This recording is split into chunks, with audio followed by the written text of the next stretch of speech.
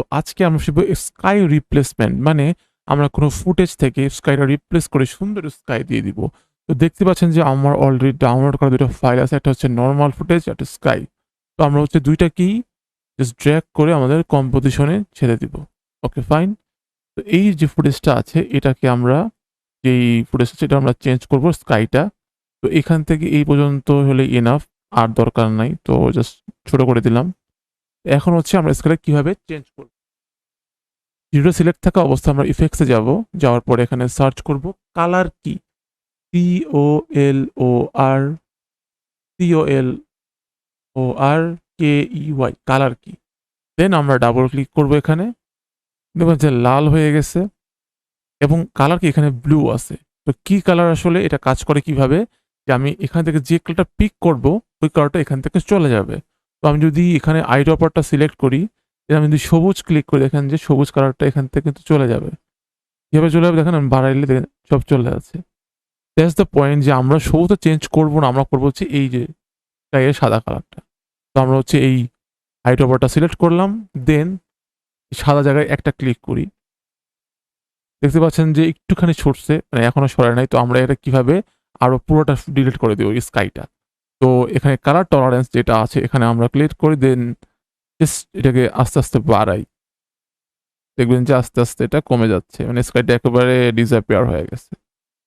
But point is আমাদের এই যে আগাগুলা একটু অমসৃণ হয়ে আছে। তো এটা কিভাবে আমরা ঠিক করবো, দেখেন এখানে এইচ থিন একটা অপশন আছে, এখানে একটু বাড়াইতে পারেন।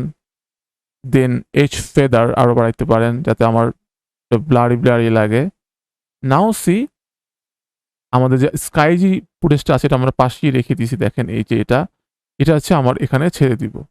তো জাস্ট কিছুই না, এটাকে আমরা রাইট ক্লিক করে সেট টু ফ্রেম সাইজ, মানে বড় ছিল ছোট করে দিলাম আর কি।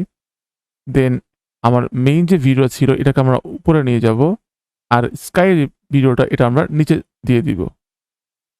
ম্যাজিক দেখছেন, মানে এটা হচ্ছে গিয়া স্কাই ছাড়া স্কাই সহ। বুঝতে পারছেন কি সুন্দর করে মিশে গেছে। এখন হচ্ছে যে আপনি যদি আরো লাইক এই যে এই এজগুলো যদি আরো কমাইতে চান, সেক্ষেত্রে আপনি আরো এখানে ধরে টলারেন্স কমিয়ে একেবারে যে 0 করে দিতে পারেন।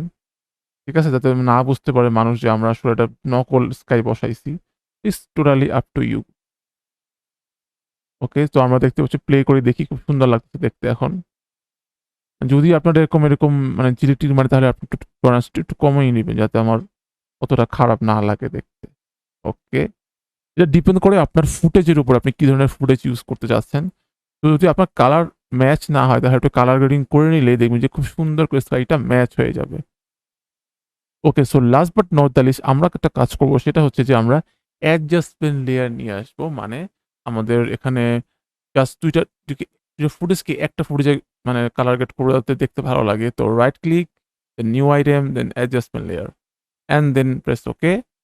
দেন জাস্ট এটাকে ড্র্যাগ করে উপরে ছেড়ে দিব, অ্যান্ড জাস্ট এভাবে রাখবো। এইখানে এসে আমরা কালার প্যানেলে চলে যাব এবং এখানে আমরা বেসিক কালার কারেকশনে যেয়ে কিছুই না, অটো দিয়ে দিব, দেখি অটোতে ধরে কিনা আমাদের।